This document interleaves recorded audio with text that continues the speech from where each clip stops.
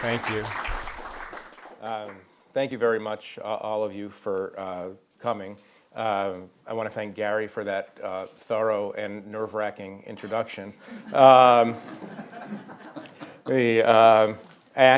sorry to disappoint him. I decided at the last minute to, instead of talking about President Obama and the Middle East, just read some of my Bauhaus-inspired poetry. I hope that doesn't disappoint. You can get your money back, I guess. I'll leave that to Mary Jo Bang. Let me thank the American Academy. First of all, the team here is remarkable.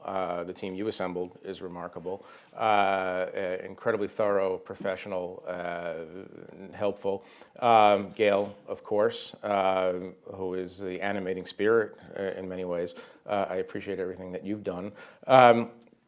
So what I want to do tonight is I want to talk for about 4 hours on some of these issues, and then we'll have 5 minutes for questions. Actually, since this is a speech about the Middle East, a talk about the Middle East, we're not going to have Q&A. We'll just go right to corrections. Actually, I'm not gonna speak for. By the way, I used to think it was impossible for someone to talk for 4 hours, but I had this very interesting experience once of being invited by Fidel Castro down to Havana. No. It was unbelievable, because all your life as a journalist covering international affairs, you want to spend. There's a handful of people you want to spend time with just to understand, and Fidel is, on everybody's top 5 or 3 list, and so I had this remarkable opportunity, and finally I'm sitting with Fidel Castro in the 4th hour of a monologue. I'm thinking, how the hell do I get out of here? It was unbelievable. So I don't want to talk that long, and there will be plenty of time for Q&A. I don't want to talk that long for a couple of reasons. One is that I'm closer to the beginning than the end of this project that I'm working on, and so I actually have more questions than answers. I'm going to talk about some of those questions tonight. The other reason is that this is one of those rare occasions in which my children have come to a talk, and I'm deathly afraid of boring them. So I'm going to stop as soon as they run for the exit, I think. But I thank you for coming. I'm going to stick to the subject of Obama. One of the reasons that of Obama's general foreign policy views and general worldview, one of the reasons I want to have a lot of time for Q&A actually is that I know that, obviously the news is coming at us in 10 different directions at once out of the Middle East, and how the White House and other governments handle these crises. I'm sure, or relatively sure, that the marriage from hell between Barack Obama and Benjamin Netanyahu is a subject that a lot of people have questions about, and so I'm happy to talk about that later as well.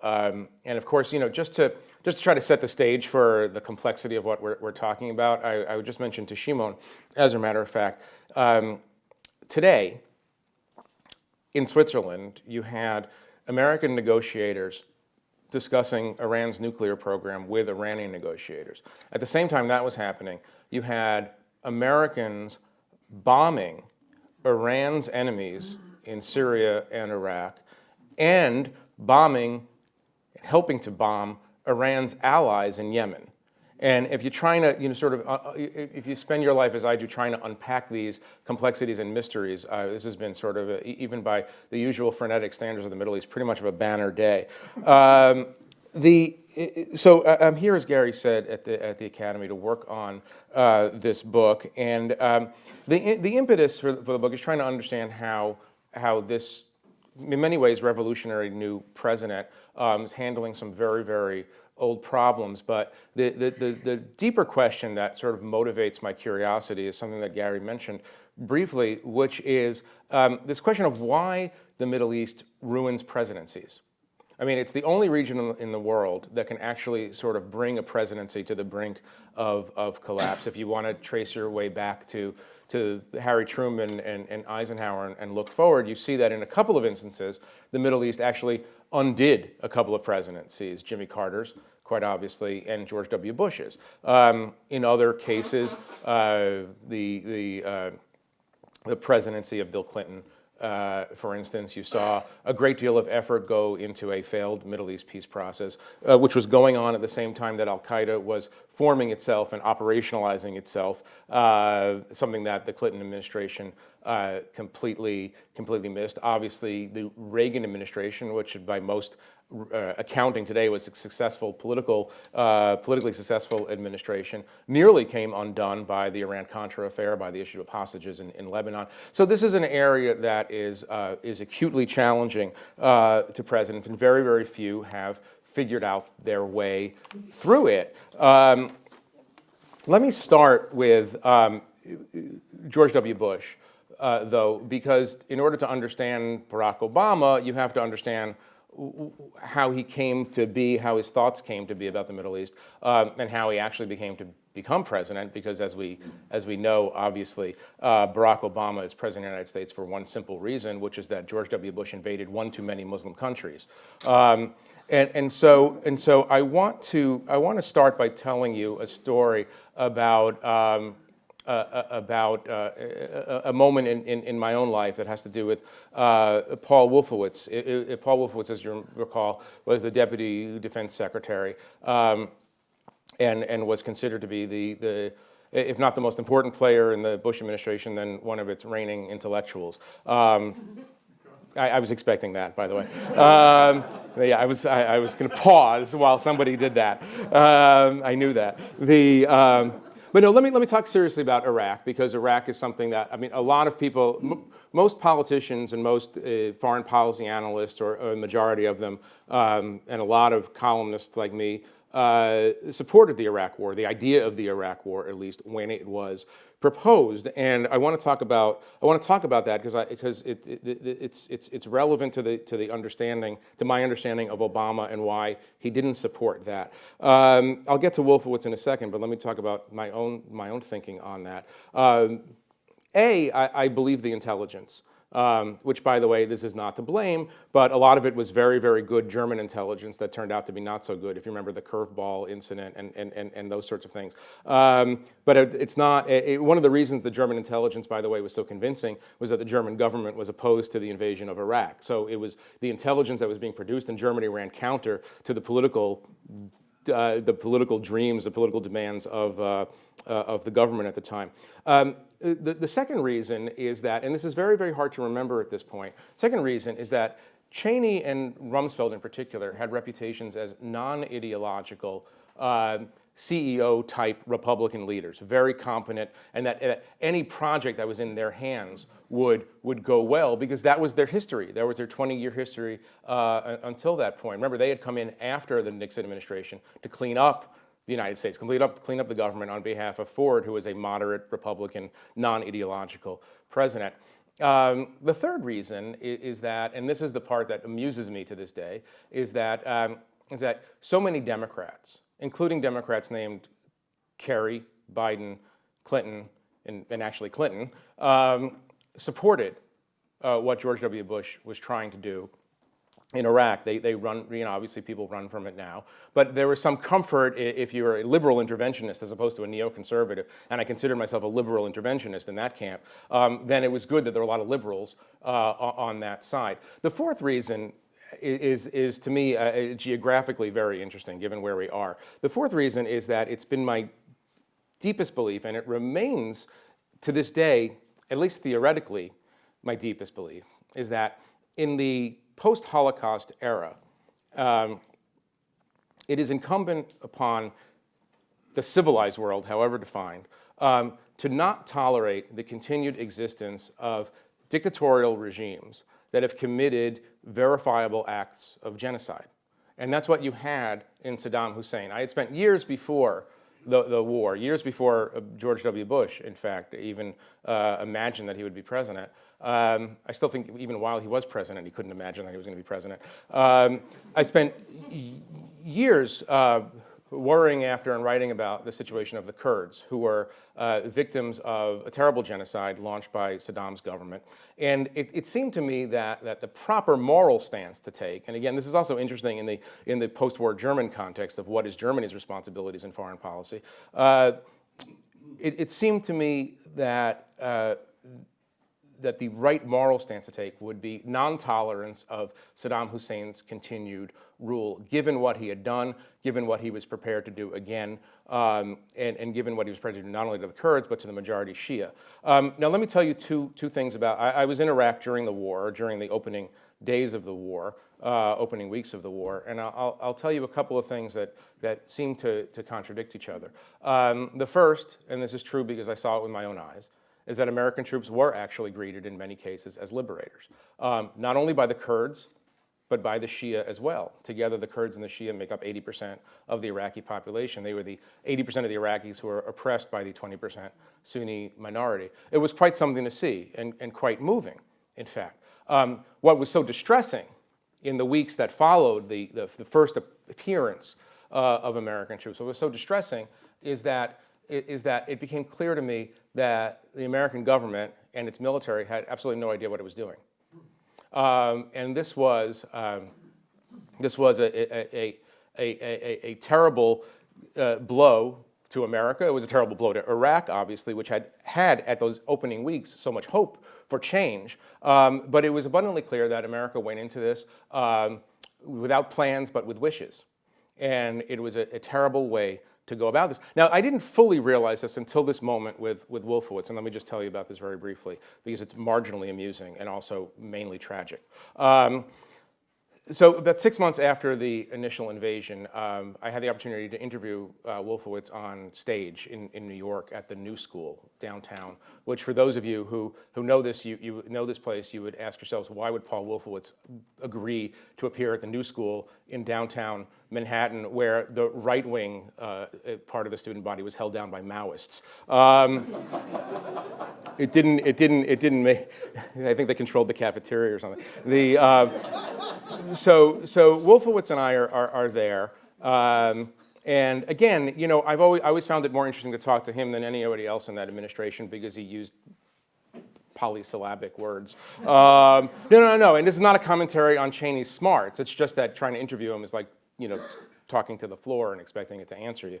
And so we go out on stage. My wife was there, I think. I think you're traumatized by that still. We go out on stage, and it's fascinating because before we even got out on the stage, 25 people had been arrested. There was a phalanx of New York City police officers between the stage and the audience. And there were actually people in the audience who were marching up and down the aisle, Sieg Heiling at Wolfowitz, which is quite a thing to do to a Jewish guy, by the way. I mean, it really felt at a certain moment like we were in some guerrilla theater production of The Producers. You know, like I had no idea what was going on. I was not ready for this. But literally, there was a massive drum circle right outside the auditorium that the police could not shut down because drumming is protected by the First Amendment. And it was, and I have to say that Wolfowitz did fairly well in this interview because by then I was, to put it mildly, somewhat disturbed by the course of events, feeling somewhat complicit in them, but also mainly just angered that the sort of obvious things that people like me who had been in Iraq were watching, were not seeing being done. It was a source of some frustration. But so this is the moment. This is the moment when I think it might be too easy, and this might be too much of a literary trick in a way to sort of put my change of heart, describe it to one particular moment, but it's sort of the way that I've clarified this for myself. So we're talking, and you know, the audience is screaming intermittently, but we're trying to have this conversation. And I turned, and I guess he was used to it because by then, but I wasn't. And I turned to him and I said, let me ask you a question.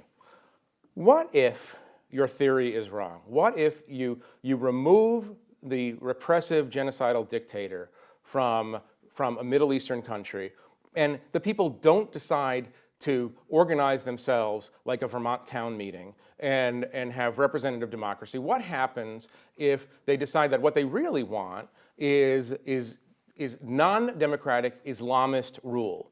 What if they decide that what they really want is sectarian fundamentalist rule? And his answer was the following. I'm quoting it nearly verbatim. He said, well, look, first of all, half the people of Iraq are women, and they don't want Islamic fundamentalist rule. And I know a lot of the men, and they don't want it either. And so I sit there for a minute. I'm trying to process this, and I've got the drums in the background and sirens and Trotskyites and whatever, and I'm hungry. I want to go home.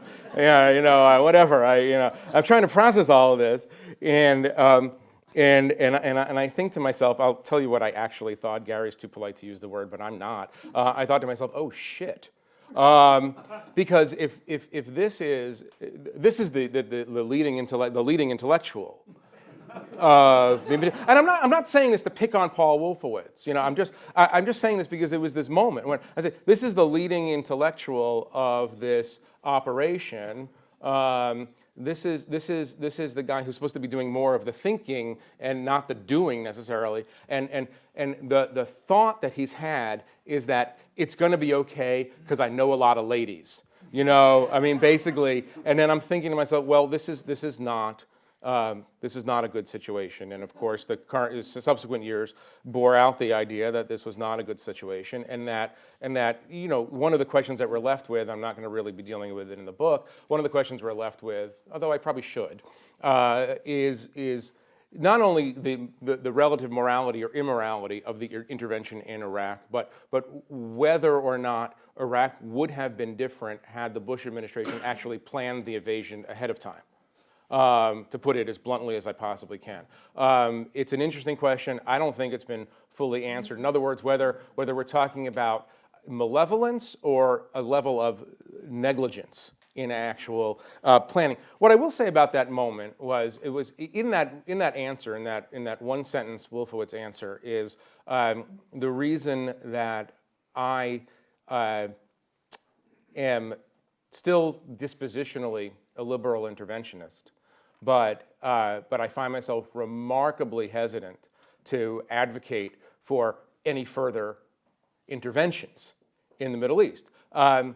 What I learned in those years was that just because America has the right intention or can articulate the right intention doesn't mean that we have any competence or staying power or any sort of the qualities that are needed to actually do the thing that we wanted to do. More important, in that answer, in that Wolfowitz answer, is an explanation of why Barack Obama is president. What Barack Obama was he's filling a need on the part of the American people who looked at what the Bush administration had done and was doing in Iraq and said, not only, wow, this isn't worth it, B, they don't want us there, and C, the people who we thought would know what they're doing don't actually know what they're doing. Into that gap created by that understanding on the part of the American people came Barack Obama. So let me talk a little bit about Obama today. I don't want to leave you with the impression that I believe that every presidency is merely a reaction to the previous presidency, although that in many cases is true, and I have no doubt. Gary referred to this interview I did with Hillary Clinton 9 months ago now, and here's a Democrat talking about a Democrat, Hillary talking about Obama, and she made it very clear in this interview that she was not going to lead like Obama led if she were to become president, which is now more of an open question to me than it was 9 months ago, by the way, but we can get to that later. But you see that even a discontinuity between a Democrat who served as Obama's Secretary of State and Obama himself. So I don't want to suggest that everything is a reaction to a previous presidency, but in this case, much of what you see Obama doing and much of what he has done has been a reaction, which he has felt is not only the intellectually sound reaction, but also the reaction that the American people want from him. Let me do this in the brief time that I want to take talking, and then we could go to questions and talk about whatever you want. I want to talk about 5 or 6. I was going to say 25 just to scare my kids. I want to just make 25 observations, if I may. I want to make 5 or 6 observations about Obama and the way he approaches the world and his foreign policy inclinations. And I'll use some examples to illustrate a couple of these points. The first is that Obama is the closest thing to an avatar of self-containment that the presidency has ever scene. I'm borrowing the expression self-containment from Joe Jaffe, who's very much affiliated with the Academy. It was his coinage, I think, or at least he's claiming it's his coinage, and I'm going to attribute it. So by self-containment, I mean this.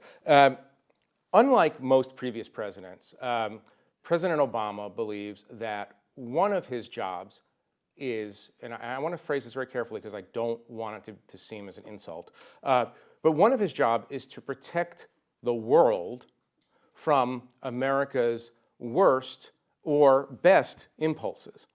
And what I mean by that is that he came into office understanding a negative side to the use and application of American power. Obviously, that was something that was taught to him directly by the previous administration. I think if you're framing that negatively, the way to frame it is to say that he wants to protect the world from America. If you're framing that positively, you could say that he, very rare among policymakers, the policy elite in Washington, understands just how powerful the United States is, just how much power it can apply to any given situation, and therefore is very, very strict and stringent about the way he uses that power. This is a very, very different sort of presidency in that regard from the previous presidency, and it's very different actually from most presidencies before that. Here's another thing that makes him very, very different than previous presidents. I don't believe he believes that America is indispensable. He will say, if asked, is America the indispensable nation? He'll say, yes, America is the indispensable nation, because that's what you have to say. It goes along, it's a cousin of the question, is America an exceptional nation? He got into real trouble once when he was asked if America was an exceptional nation, and he said, yes, we think we're exceptional just the way the Greeks think that they're exceptional, and the Germans think that they're exceptional. It was the most Obama-ish Obama answer ever. It was an unbelievable answer. And then people said, President Obama, you're not teaching a political science course. You're actually president, so you can't frame it that way. And then he said, right, I'm not going to frame it that way anymore. And now he believes, or he says he believes in America. I'm not knocking it. It's his politics. But the indispensability point is a really fascinating one, because it doesn't only go. It's not only a reaction to George W. Bush, who obviously felt that America was the indispensable nation among all nations, but it runs against a bipartisan consensus. If you ask Madeleine Albright or Hillary Clinton, is America the indispensable nation? They would say in their sleep, yes, America is the indispensable nation. And I'll tell you an interesting story. I probably shouldn't tell it. It's a little out of school, but whatever. The moment I realized this was, it was a number of years ago. I was talking to one of Obama's very senior foreign policy advisors, and we were sitting around one day talking about the growth of the Chinese Navy, because that's what we do in Washington. We sit around and talk about the growth of the Chinese Navy. And actually, it's of course it's a fascinating question if you're sitting in Washington, because America, as the sole remaining superpower, has a responsibility for the sea lanes, or has taken on, since the end of World War II, responsibility for the safety of sea lanes. And so obviously the Chinese Navy is a big subject that we don't talk about very much. So I asked this, I don't know how it came up, but I asked the senior foreign policy person, I said, how would the president feel if the Chinese Navy were to grow to a point where it could take over security in the Persian Gulf? Okay. Understand what the Persian Gulf is. The Persian Gulf is an American lake that happens to be in the Middle East. It is as American as Lake Michigan. Actually less, because the Canadians probably have more, I don't know. Does Lake Michigan touch Canada? I don't know. Somebody will look it up on their phone. It is essentially an American lake. I've been there. You go out on aircraft carriers. You see the American presence. Security in the Gulf is an American project. American taxpayers have spent hundreds of billions of dollars over the last 50 years making sure that the Persian Gulf is safe, that the Strait of Hormuz is safe, that the oil flows smoothly out, and the world economy functions. I don't know what prompted me to ask this, because it's not even a question you would ask during previous presidencies, because of course the answer is, well, yes, America has to guarantee the safety and security of the Persian Gulf, because the entire world depends on it. What he said was what this person said was very interesting. I just gave it away. It's a he. What this person said was very interesting. Said, I don't see why the president wouldn't mind that. And I thought to myself, well, this is a really fascinating moment, you know. And I said, so go on. I said, well, you know, most of the oil that's leaving the Persian Gulf is heading east now. Anyway, it's going to China. It's going to we're becoming energy independent. It's going to South Korea. It's going to Japan. So why don't they pick up some share of the burden?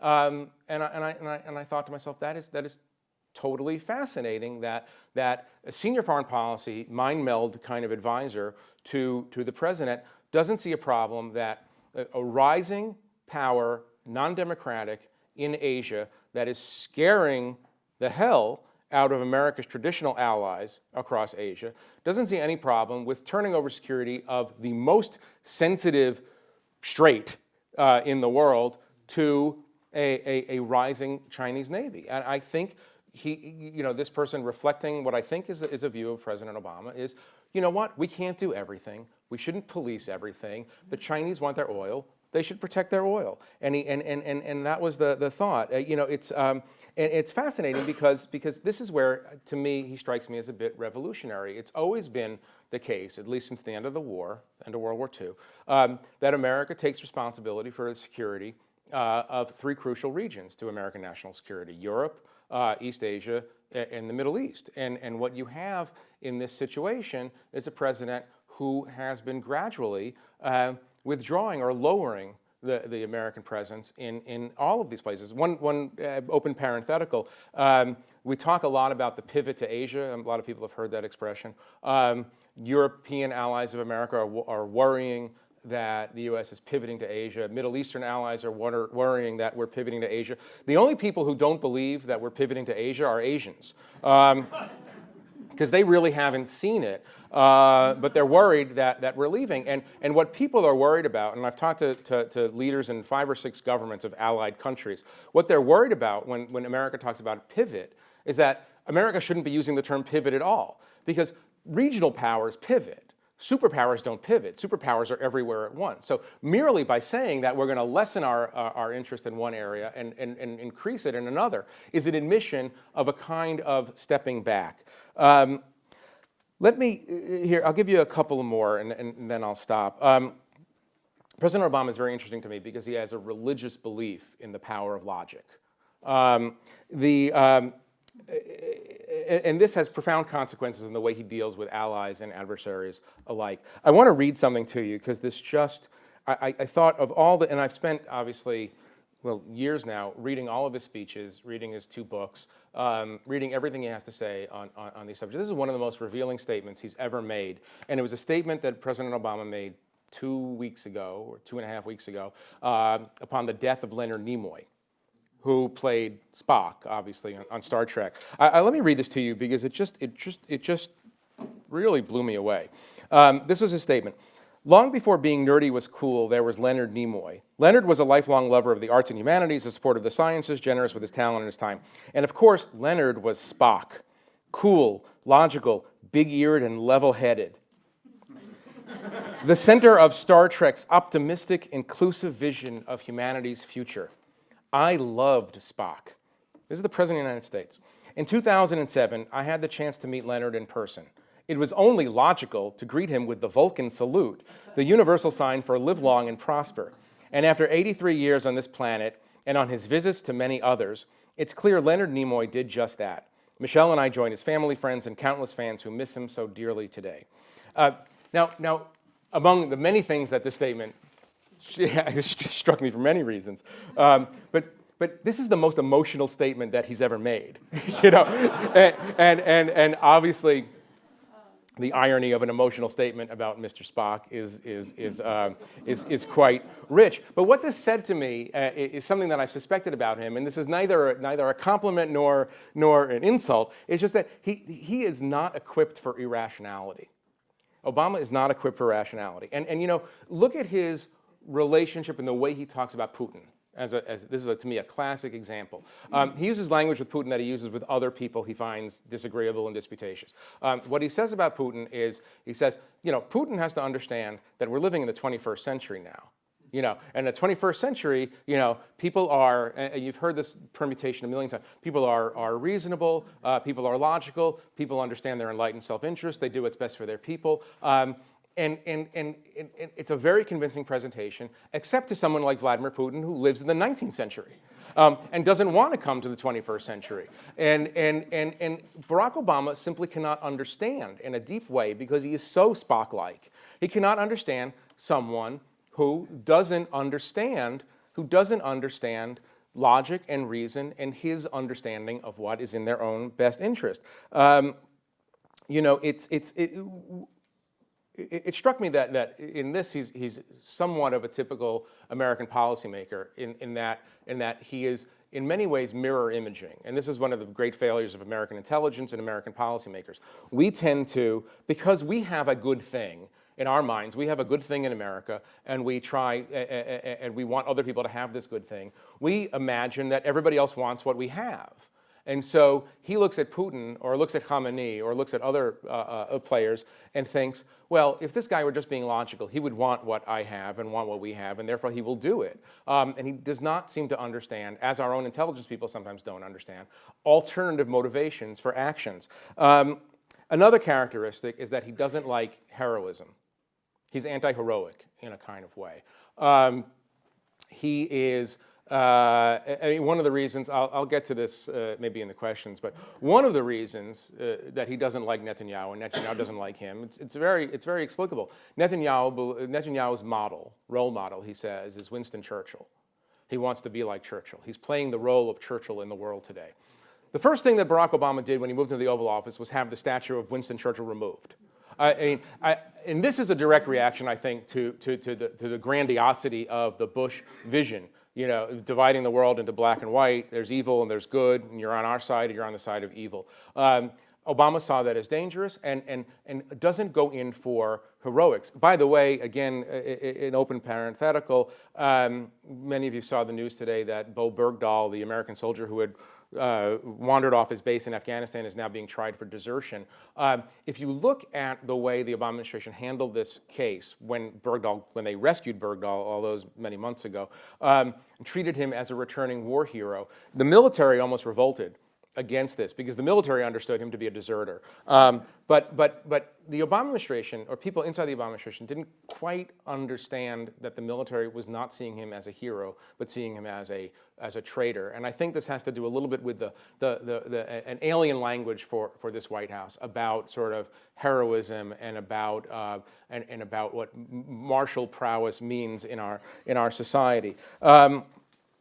I think because of this and a number of other factors, and I haven't asked him this, I plan on it, but I don't know if he would answer this question honestly when in office, but the question I most want to ask him now is the question of what you think your biggest mistake was. I have a feeling, again, it's just a feeling, that if he were answering the question honestly, if he felt he could answer it honestly and fully, he would say that it was the invasion of Libya. The American participation in the invasion of Libya. One of the reasons for that is that he regrets being pressured, and this I have some insight on, he regrets being pressured by liberal interventionists and moralizing Europeans about the necessity of doing something quickly.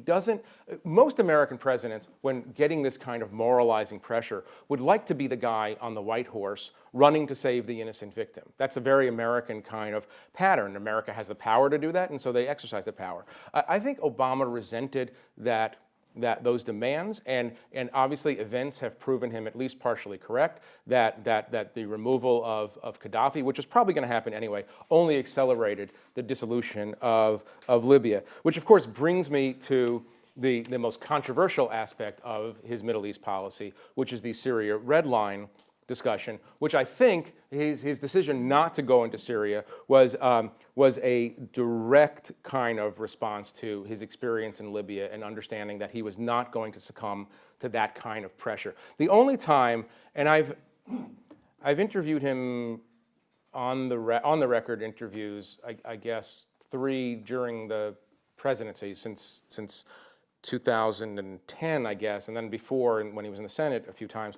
The only time he actually got snippy with me, I don't know if you can say that the presidents get snippy, but he got snippy, was when I asked him this a question about. Actually, sorry. He's really fastidious about time, and when you keep doing the reporter thing of asking just one more question, he gets really snippy, as I learned the last time I was there. But I asked him the question. This was in March of 2014. I said to him, if you could roll the clock back to 2011, knowing what we know now about where Syria is, would you have done something differently, do you think? Do you think that you should have provided weapons to what was then a more moderate, more indigenous uprising? Now, by the time we were talking, obviously ISIS was forming itself and becoming what it is now. And he got quite short-tempered about the question and very dismissive of it. And he said, and this is where he road-tested an idea that you later heard when he talked about in other speeches. He said, you're dealing with, he says, no, absolutely not. One of the reasons is that the uprising, the rebels, were a bunch of dentists and carpenters and farmers and had no equipment, no possibility of ever succeeding in this revolution against Assad's terrible army and its Iranian backers. A thought crossed my mind, and it's interesting when you interview the president, you both want to go in and ask the toughest questions, but you also don't want to you don't want to be overtly disrespectful. And so the thought crossed my mind at this moment. Well, the Minutemen weren't exactly SEAL Team 6 when they were the Minutemen. I mean, no revolution starts as a professional revolution. You have to start, it starts with the people, and the people figure out a way to overthrow governments, and that's what happened in America, and it could have conceivably happened in Syria. He ultimately wins this argument, and any argument like it, because you're dealing with counterfactuals. They're impossible to prove. What has happened, and it's obviously too late to try to think about building up a potent, moderate Syrian opposition, but I think he gets upset by those sorts of questions because he is not only a realist. The reason he succumbed to pressure on Libya was because he's not only a cold-blooded realist. A Brent Scowcroft, a Jim Baker might have said, no, we're not going to help the Libyan people. They're going to get slaughtered. Well, that's a Libyan problem. Obama has a lot of these different characteristics rolled up into one, and I think that is, that is why he's tortured to some degree by the Syria decision, but is adamant that he's not going in. Let me make one more point before I stop, and we'll go to questions. It is often said that he is a realist, and that he is purely logical, and that he's cold-blooded and entirely pragmatic. The more I look at President Obama, the more I realize that he is ideological in a kind of way. And this ideology, obviously there's ideologies on the domestic front, which we won't talk about, but these ideologies manifest themselves in interesting and sometimes troubling ways. The first ideology, of course, the first manifestation of this is the counter-ideology to Bush's ideology. Bush's ideology, we got to go into Iraq, we got to go into Afghanistan and fix these societies. President Obama is deeply ideologically committed to getting out of those societies. And obviously, in Iraq, there was some cost to that. There is this question, obviously, again, it's a counterfactual, of if we had left 15 or 20,000 troops in Iraq last year, would ISIS have been able to do what it did? But one of the things you listen for, you hear over and over again when Obama talks, is a deep commitment to leaving the Middle East on schedule, whether or not conditions allow for that. One of the tragedies, and I'll get to this in a minute, one of the tragedies of the Middle East is that when you leave too soon, it will pull you back in. There's this wonderful moment, and I've talked about this with him, wonderful moment in an otherwise terrible movie, Godfather 3, which most people haven't seen, where Michael Corleone is finally respectable, but the mafia won't leave him alone, and he looks at one of his counselors and he says, just when I thought I was out, they pulled me back in, and that's what, and that the Middle East pulling him back in is something that he is ideologically opposed to, and that's why every decision to bomb another site in Iraq or Syria, no matter who he's bombing, is so painful for him. The second plank of this Middle East ideology is that it would be possible for the United States, or would have been possible for the United States, to work with the Muslim Brotherhood. This is something that I'm trying to explore because I don't fully understand the motivation for it or the impetus for it. But he went into office not having much of a feeling for anyone in the Middle East except for Erdogan and Turkey. He believed that Erdogan was somebody who had legitimacy because he comes from a Muslim party, but a party that works within the democratic system. He felt the same way about Morsi, which of course was not a correct feeling. I don't know where it comes from, except to say that it is a rejection, again, of many other foreign policy traits that have been sort of part of the bipartisan Middle East consensus in Washington, including the belief that you have to support secular autocrats, which he has never liked. But he has been committed in a way past the expiration date to the idea that Islamist political parties can ultimately be made democratic. The third and final point I would make on this is that he is utterly committed to the idea, and we'll get to the Netanyahu issue, utterly committed to the idea that the Palestinians will agree to live side by side with a Jewish state if only Israel would create the conditions for the birth of that Palestinian state. I don't know where this almost religious belief comes from. I don't share it. I don't not share it. I have no idea anymore what the future will hold. There obviously is not going to be a Palestinian state in the near future. Benjamin Netanyahu made that very clear. But the Palestinians in their own way have made that clear. And he is very, very much committed to this notion. So in closing, you have a guy with strongly held beliefs, a deep commitment to logic, a desire to get out of the Middle East, an understanding that you can't get out of the Middle East, a dislike for most of the Middle East's leaders. This is not a guy who holds hands with the king of Saudi Arabia, as George W. Bush did. And this is a guy who obviously doesn't hold hands with the Israeli prime minister. I think we've seen that. You have a guy who wanted to be a domestic president very much, but who finds in the Michael Corleone style that there's no escape for the United States. One of the potential tragedies that's looming for the United States, and for Obama particularly, is that he came into office promising the American people that he would refocus America's war on al-Qaeda. Iraq was a sideshow. Afghanistan we're never going to fix. We're never going to turn into a functioning society. When he leaves, and this is what he's obviously focused on and working on, when he leaves office in January 2017, there's a reasonable chance that much or all of Libya, much or all of Yemen, great huge swaths of Iraq and Syria, and countries to be named later, will be under the functional control of al-Qaeda or al-Qaeda-like groups. That is a terrible thing for the United States, and it's a terrible thing for his legacy, because he came in promising again to dismantle al-Qaeda and this kind of group. I made the mistake today of tweeting, actually, anytime you tweet, it's a mistake. I think that's like an axiom that I should follow. I made the mistake of tweeting the following notion today. I said, those who believe that the United States is mainly responsible for current conditions in the Middle East have no grasp of the nature of the Middle East or of history.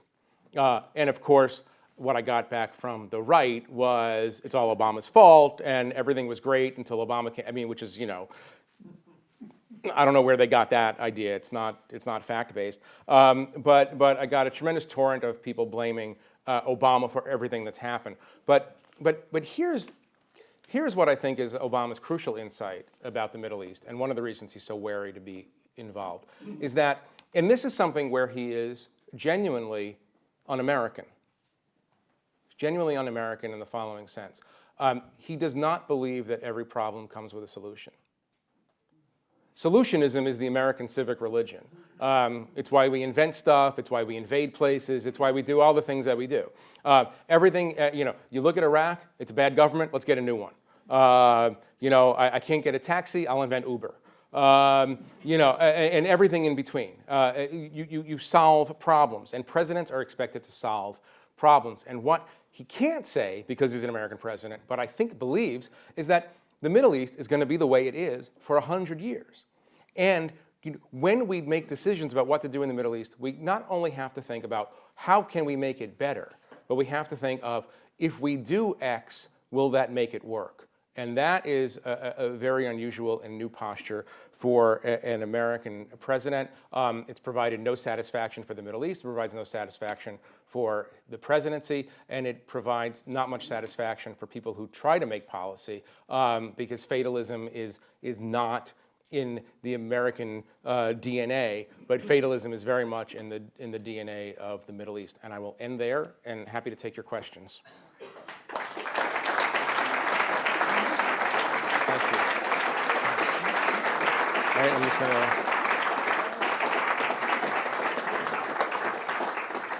Yeah, there's a microphone there. Thank you very much. Just want to say that there's a microphone. Please say your name. We're recording it. And Michael. Michael Nauman, thank you very much for this exciting and funny tour d'horizon. I'd just like to make a minor little correction. Of course. Since the very early month of explaining the big Iraq War mistake, including in Secretary Powell's memoirs, you hear about the German intelligence service providing the United States with knowledge about weapons of mass destruction being built in mobile laboratories, etc., by Mr. Curveball. Well, not so. A few months after the Bundesnachrichtendienst, the intelligence service of Germany, interviewed this guy. I was at that time together with Joe Joffe, chief editor of Die Zeit. We were given through our editor, Jochen Bittner, who's now a regular op-ed writer in the New York Times International, an insight to the whole story, and we printed it. The guy was a drunkard, he was a fake, and simply out of obligatory, shall we say, friendship with the CIA, these news were provided to the United States, but with all the caveats, including the fact that he is totally unbelievable. We printed that on a full page. Those were the Judy Miller days of the New York Times. The New York Times didn't pick it up. A year later, the LA Times finally sent a whole crew, I think almost 4 journalists, to Germany to find out who this guy who suddenly got the name Curveball really was. So, in short, that is a canard which has been flowing, been around for a long time. Let me just respond to that, because I wasn't only referring to Curveball. I was referring to an interview by August Hanning that I did, the former head of German intelligence, in February of 2002, in which he said, on the record, for attribution, that if Saddam Hussein were allowed to continue at the pace he was going, he would have a nuclear weapon within a year. But you did mention Curveball. What? I did mention Curveball, yes, but there was a huge amount of information coming from Germany. I'm not blaming. It should obviously the American intelligence services. It's up to them to decide what's true. Those were the days when they weren't able yet to listen to every little word that's being muttered in Pullach. Right. But that's over now. But the truth is that Curveball does appear in all sorts of stories in the United States press, and less the interview with Hanning, I must say. So Curveball really wasn't it. You are absolved. Yes, thank you.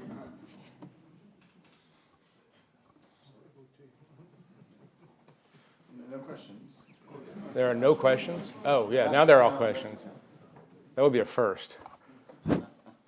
Dietrich von Kiau, a former German ambassador and permanent representative to the EU with a lot of experience in the United States. We Germans were in the forefront outside of the United States to greet positively Obama. Even before he was elected? Even before. We made him, kind of, as a substitute Kennedy, or I don't know what went through our minds, but we did it. And we're very enthusiastic. And now, also in view of what you underlined,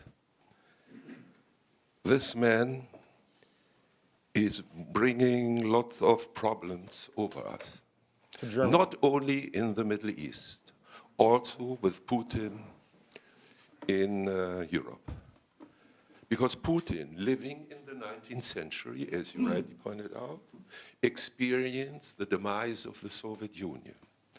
And he is only too well aware that that defeat and demise was due to the United States and not to any everything else. Of course, also to the weakness of the Soviet system. But from a power politics point of view, he knows this. So for him, negotiating in Minsk with Angela Merkel and the French president, it's almost an insult. He wants to be on equal footing with the United States, the only or other, whatever, superpower. And if that superpower refuses to be what it is, the indispensable nation, you are leaving us, and in particular the Ukrainian people and Eastern European countries, to the mercy of Putin. Because we Germans and we Europeans will not be able to. So you have not only really negative repercussions in the Middle East, we are facing indications of a kind of disaster. And you have not only to be Ukrainian in order to understand. Could I ask you a question? Yes. The question is, if John McCain were president today... No, No. Let me finish the question. No. If John McCain were president, would Putin have invaded Crimea? No, I don't know. I know only one thing. If Barack Obama would have observed the red line in Syria, maybe Putin would also have had second thoughts on Ukraine, on Crimea. I am not sure. I can't prove No, there's that. no... Look, I have the feeling this man only judges the world and Russia's situation in the world in the light of the United States and not of anything coming from Europe or anywhere else. And so we are in a situation in which the United States cannot afford any longer, from our point of view at least, to live up the very sympathetic domestic dreams of the present President of the United States, which is not pleading, not This is an pleading. important issue here, but we can't have a coca. We need you got a lot of questions. Yeah, I got a lot of Well, questions. I would have stopped without your intervention anyway, because I know you too well for that. I was enjoying it. Why are you stopping him? But I'm going to blame him. I'm going to blame him. No. Can I just make one quick point about that, which is interesting? I mean, this is the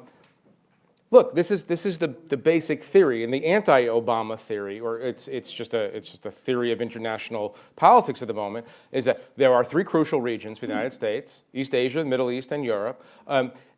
When the United States lowers its profile, thereby creating a vacuum in any of these, not good actors, but bad actors fill the vacuum. And so you have Iran in the Middle East, China in East Asia, and Russia in Europe. I think what some of the people around Obama would say is, if you're so concerned about this, then build up your armies and do something about it. I mean, the problem with Angela Merkel is not negotiating is that the Germans tend to back up diplomacy with threats of more diplomacy.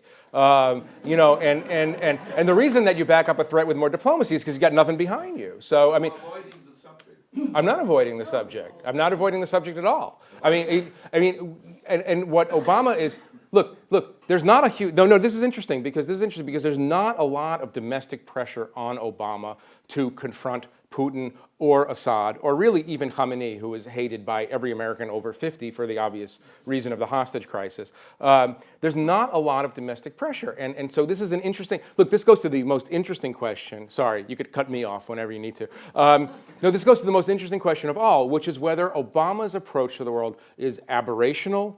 In other words, when President Clinton or President Bush, it's like Back to the Future, right? When President Clinton or President Bush in 2017 come into office, 3 months later, are the Germans and the South Koreans and the Israelis and the Jordanians going, what was that? Anyway, that was, or is Obama reflecting some really important change in the way the American people view their responsibilities to the world? And I don't know the answer to that question, but I know that there's not a lot of pressure even to supply arms to the Ukrainians. You've got John McCain and Lindsey Graham and a few other people saying that we got to go in and help the Ukrainians, and a lot of Americans are going, I don't know. But I hear another point when you ask the question, because it's something you and I have discussed, which is that it is the fact that this president does foreign policy so differently than his predecessors, no matter what party. Is it because he doesn't have that foreign policy gene, or is it because as you claim, there's something about the way he deploys American power that causes the kind of irritation that Ambassador Finkel points out to? Right. Right. No, I mean, this is obviously a president who is ambivalent. I don't think he would deny that he's ambivalent about the projection of raw American power in a way that we haven't seen since, I don't know when. I don't know when. In the back. Hi, Peter Dahl from Deutsche Welle. Thanks for a great talk. It's been a pleasure.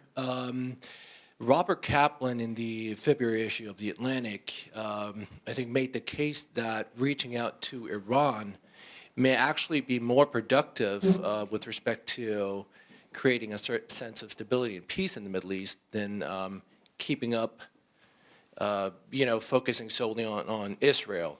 What is your take on that? I know where he's coming from. I mean, and it was more advocacy than analysis. There's an analysis in popular in Washington, in more conservative circles, that Obama is trying to radically upend all of our relationships in the Middle East and try to basically turn the Middle East over to Iran and then leave. In other words, Iran, and this is actually, I have a little bit of proof of that. I mean, I asked him in an interview a while ago, I said, who scares you more, Shia fanatics or Sunni fanatics?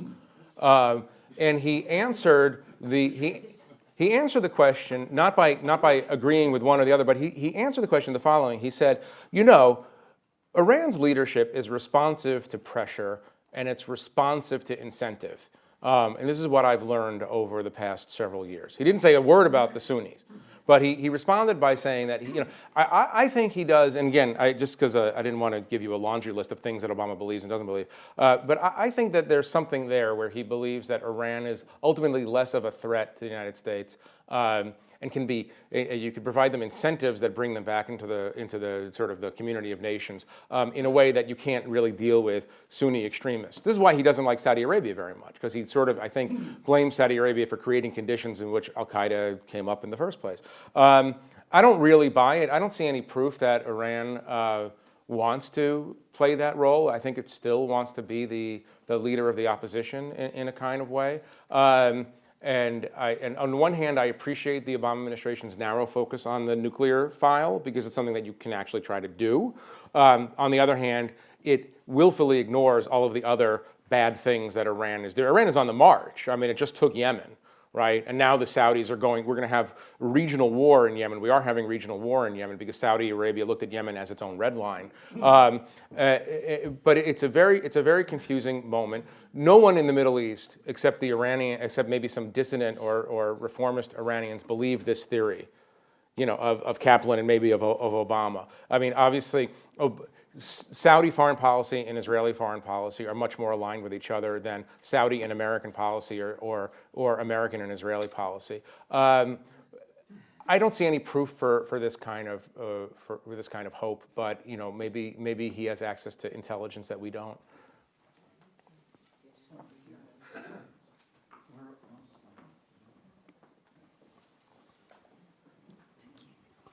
Nobody's going to ask me to put Netanyahu on the couch? I've been waiting. Good evening. My name is Arwa Hassan from Transparency International. I'm a regional outreach manager for the Middle East and North Africa. Thank you so much for your lecture. Actually, you've raised so many issues, and I wish we had more time. But there's just one particular thing I'd like to ask you about, point of clarification. You mentioned that in the post-Holocaust era, we should not tolerate dictatorial regimes such as Saddam Hussein. Wasn't clear to me, is that your own personal view, or were you putting that forward as the view at the time of the American political establishment? Because I think this really gets to the heart of the problem that a lot of people have with American foreign policy is its non-uniform application of logic and its double standards. Mr. Spock is here with us tonight. And it's double standards because really, I mean, in all fairness... I get it. Yeah, but in all fairness, if we're going to apply that to uniformly across the board, then, where would we be with Ukraine? Where does that leave Israel? And so on and so forth. So that's my question. Thank you. No, it's a good one. It's interesting. No, that's my personal view. as a Jewish person who thinks that we don't, in the world, think about the Holocaust enough. You know, there's this idea that we talk about it too much. We actually don't talk about genocide. I mean, if we talked about the Holocaust more, maybe what's happening to the Yazidis right now wouldn't be happening. I don't know, but I feel like here's the thing. You know, there's this saying that you know, unfortunately, the lesson of this is a common American expression. The lesson of the Holocaust is that never again will we allow the Germans to kill Jews in the 1940s. You know, and that's when everybody gets together and they sing songs and they hold hands and they feel bad and they build memorials. You know, it's like, all right, but we don't apply that. Now, I'm just saying that as a starting point. I believe that. Well, look, first of all, I believe, or I have believed. I don't know. This might be changing. That morality. You can't separate morality from the way Americans have traditionally made foreign policy. You know, we do get upset when we see people being picked on. And, you know, the reason we're bombing ISIS is because we don't like beheadings. You know, but you're exactly right, and I think the hypocrisy issue is one that bothers Obama. I'll loop back around to your point, but you have to go read his 2002 speech. It's like the first speech that ever actually was published anywhere. He was a state senator at an anti-Iraq war rally in Chicago. All of Obama is in this speech. It's amazing because his ideas were pretty fully formed in 2002. And one of the things he said that didn't get noticed was he referred to Egypt and Saudi Arabia as our so-called allies. And he said that why don't we spend more time dealing with the human rights violations of our so-called allies, Egypt and Saudi Arabia. So there, what you have is a guy who I think would challenge American allies all over the world to perform better on the human rights front, but also has this competing impulse of withdrawal and not going into situations and not entangling Americans and not making them worse.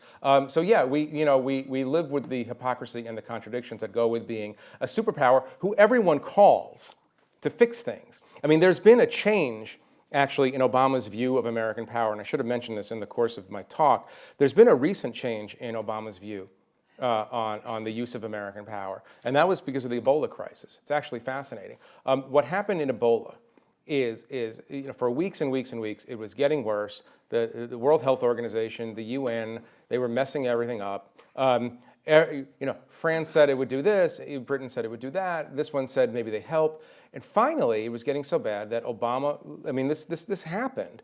Obama said, you know, I'm paraphrasing obviously, but he said, oh, I guess we just have to go do this.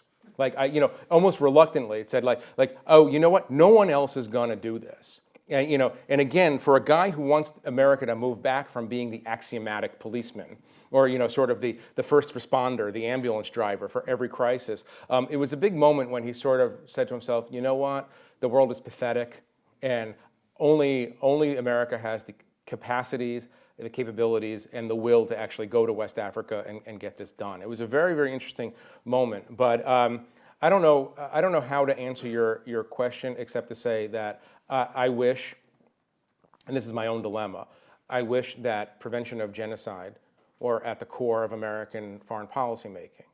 But after the experience in Iraq and after the experience of trying to make Afghanistan into something it's obviously not ready to be, I have an appreciation for A, the difficulty, B, the limitations of American capabilities, and certainly an appreciation for the limitations of our staying power.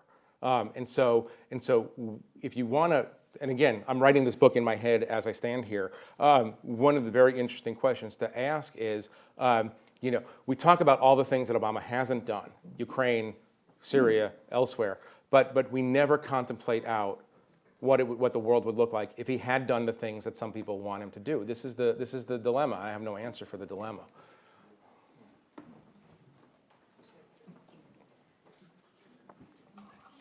Okay, I would like to know if Could you say who Obama. you are? I'm sorry.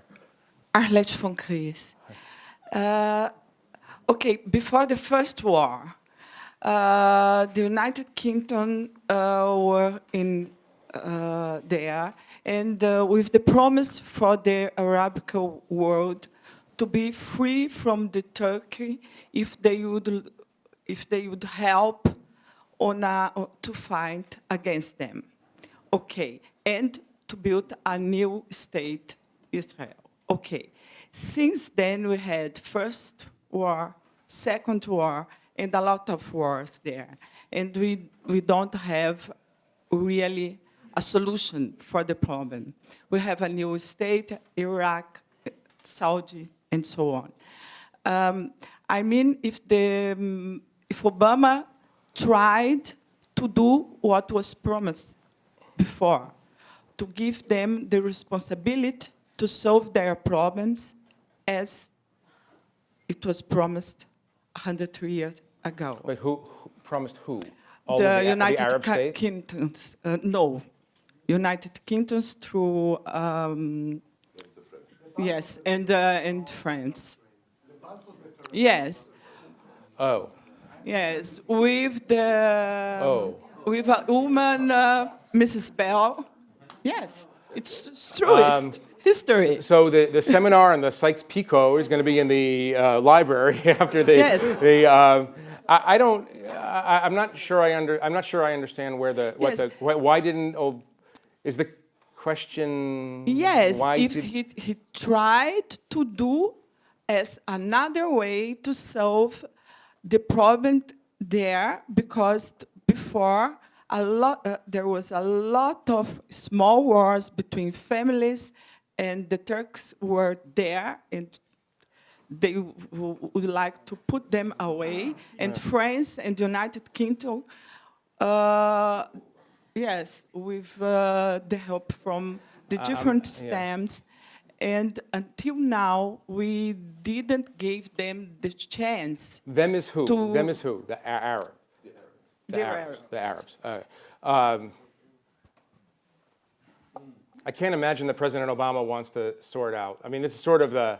I'll do this very quickly. I mean, one of the issues here is obviously President Obama is not willing to spend a lot of time sorting out the internal problems of the Arabs. And you know, like any leader of a major country, he'd rather keep borders as they are. So I don't know how to, you know, and this goes back to my final point, which I think needs reiteration, which is that one of the benefits of having a realist and a modest realist in power is that he doesn't look at the map of the Middle East and say, let's rip it up and start all over again. He says, I don't have the capabilities or the competencies to do that, so I'm going to manage. I mean, you know, here's a point that I should have made. You know, if you want to have the sort of the fortune cookie sketch of what we're talking about here. You know, if the Bush administration's Middle East policy is a testament to the perils of overreaction, then the question becomes for the Obama administration, is its Middle East policy going to be a testament to the perils of underreaction? And then, of course, that gets you to the biggest question is, can you ever possibly do this? Or are we at the beginning of a 100-year period of crisis in which the greater Middle East sorts itself out and decides what it is? I mean, that's where I think he ultimately is, and I think where a lot of American policymakers are right now, which is, this is too big for me. I am not inserting my troops into the middle of a Shia-Sunni civil war. I don't understand this civil war. It's taking place in 12 different places at once, and I'm not gonna do that. And here's going back to this earlier point about America's role. Let me tell you what didn't happen today. What didn't happen today is that an American soldier wasn't killed today anywhere. And yesterday, and the day before, and the day before that. And so we can't underestimate the importance in the post-Iraq period of a president being able to look the American people in the eye and saying, look, you've heard the criticism of me, I'm withdrawing, I'm not doing this, I'm not doing that. Let me tell you how many American soldiers have been killed. 0. And so that is a very, very important thing. And that's why we are looking for the next period at a more modest foreign policy, depending on, of course, events. We are, as ever, we are one large terrorist attack away from re-intervention, but we're not there, thank God. So we have 3.5 more questions, beginning with Shimon Stein, and you, and You. Can you make it in a question? Make it in a form of a question. Jeffrey, responding to your last comment, I mean, the question that is pretty much on my mind is if you are an Obama, if you are an U.S. president, if you are someone who is a superpower, Yeah. no matter how he sees it, how do you manage the transition that the Middle East is undergoing at this stage? And I don't have an answer, and I don't know whether Obama has an answer, but I think that following, I have a couple of questions. One, That wasn't a question? no, that's a big question. How do you manage the Okay. transition? How do you Okay. manage the decline of the Arab world? But beyond that, you said that he is a religious belief in the power of logic. Now, if you look at the Middle East and he's 6 years in power, and you need to take some corrections and do some adjustments. I fail to see that happening. That's the first question. If you are a bit contradicting yourself. If you are following Yes. If Yes. you are following the logic, the power of logic, then certain things that he does do not make sense. Another observation, you mentioned briefly the lack of emotions. How do you explain the current emotional approach that he shows vis-à-vis Netanyahu? Something that is really unusual as far as this cold-blooded president. Another point which intrigued me, you mentioned Libya. You know, it is in the context of Libya that we were first confronted with a new coin, and it is the leadership from behind. So that was the best that Obama could think of, and that the Well, he didn't leadership- say that, by the way. I mean, it was attributed to the administration and the course that they took. So, I mean, the leadership was behind is a proof that Obama in Libya could see it as a success, namely a recognition.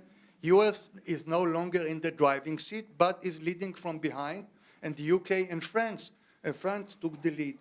Finally, This is number 5.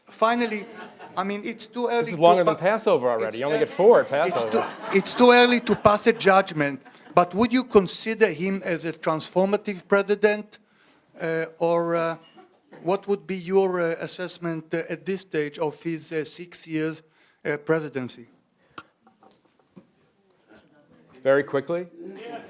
I'm going to do them in haikus. Can I just write haikus out? Yeah. Is he transformative? Like I said, it goes back to that last answer of is this aberrational? Look, I know Hillary Clinton fairly well. I know the way she thinks fairly well.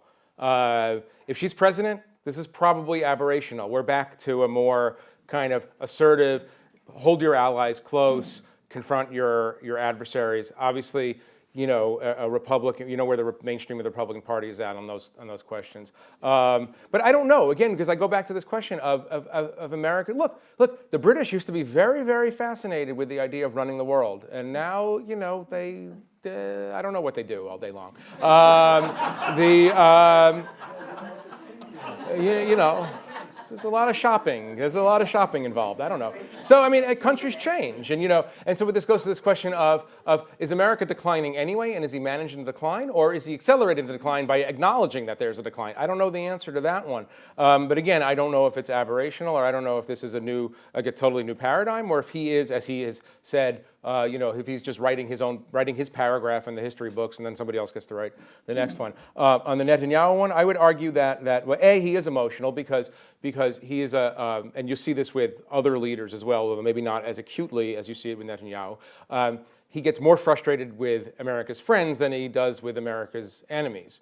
More emotionally frustrated. He doesn't expect much from Putin. He doesn't expect much from Khamenei. This is a plausible explanation to me. He expects a lot from America's allies in the Middle East, which is why he gets upset at Netanyahu and others. But I would also say that this is not just an emotional response. This is a very tactically smart response to keep the heat on Netanyahu. You know, Obama has had 3 opportunities in the last 4 days to sort of relieve the pressure a little bit, and he hasn't taken them. And there's a reason. It's not that he's angry, personally angry, although they obviously have this terrible marriage. You know, he's doing this because he knows that the Iran talks are coming to a conclusion, and that he's going to have to sell a deal that looks kind of, you know, not the strongest deal in the world, but maybe a legitimate deal. And he knows that Benjamin Netanyahu is the most articulate and eloquent a critic of such a deal, and so he has to keep Netanyahu on the defensive for the next couple of months to sort of mitigate the damage in Obama's mind that he could do in Congress and in France and elsewhere to try to move this. So I don't see it as just emotional. What was the logic? I'm not applying. That was again. I'm not applying logic. How did it go?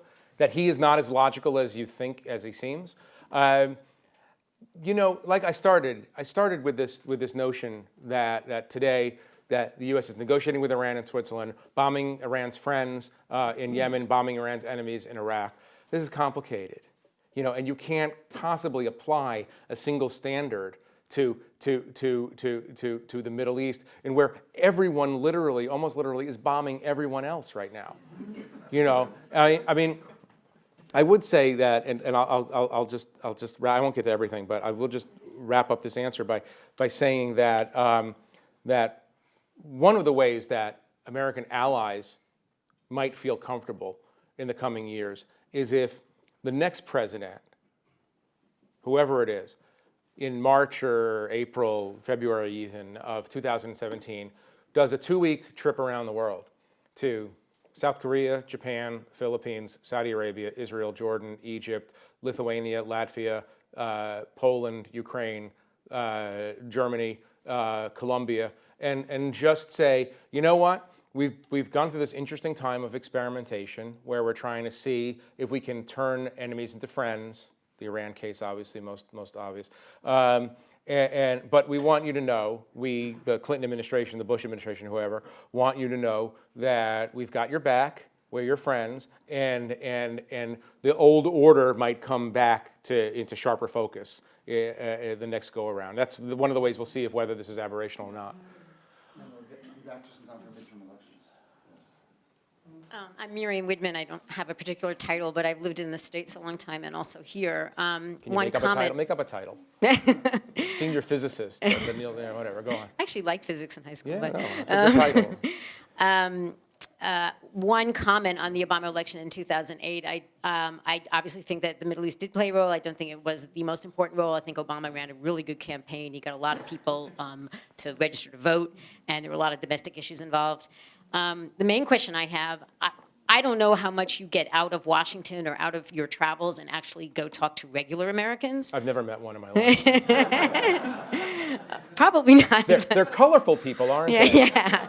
Well, it sounds like you go between New York and Washington and then some foreign exotic Well, you places. really just caricature me completely, please. Just you go ahead. But I don't know what you think. That I don't think there's a stomach for putting boots on the ground anywhere in the world anymore, Americans. ever.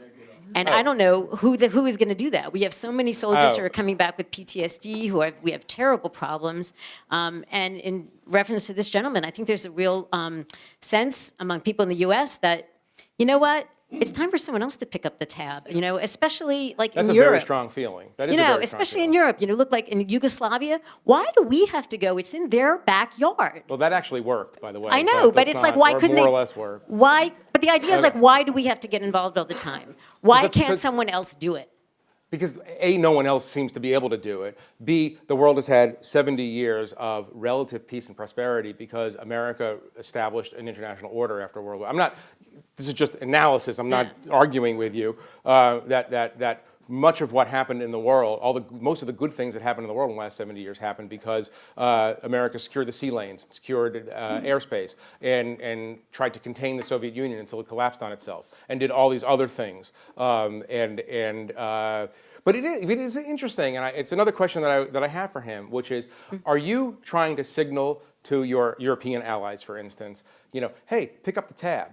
You know, we're not always going to be there. That is an interesting thing, and I think that would be very popular with the American people. I would say this about average Americans, I guess you've met them. I've actually met a lot of average Americans, you know. I am an average American. Am I an average American? I don't think so, but that's okay. Whatever. Gary's an average American. I think you're wrong to say that no one wants to send boots anywhere in the world ever again. The American people, look, there are all these different streams of foreign policy thought, international relations thought. You know, there's isolationism, which is kind of a pure philosophy, theoretical philosophy, because nobody can actually be isolation anymore. On one end, there's Wilsonian interventionism that says we should go fix the world. But actually, most Americans fall into sort of this nebulous middle space. They're Jacksonian Americans, which means Jacksonian American is actually a very bellicose but anti-imperial stance. It's named after Andrew Jackson, the very bellicose president of the United States. And Jacksonian America is an America that says, I don't want to know about you Arabs and what you're doing. I don't care what China is doing in Indonesia, wherever that is. You know, we want to sell stuff overseas and we want to buy stuff from you, but we don't care how your societies are organized. We don't care what you do to your own people. It's disgusting, but we're not getting involved. But if you hurt us, we're going to kill every one of you. Yeah. And that is the Jacksonian philosophy in a nutshell. And so right now, no one wants to go kill anyone except ISIS. Why is Obama bombing ISIS? Obama doesn't think that ISIS is a national security threat to the existence of the United States. We're bombing ISIS because Americans saw other Americans getting their heads cut off on video and said, and if you look at the polls, it's there in the polls, said, Obama, kill them.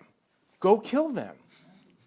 Go kill them because they're killing us, and you don't do that to Americans.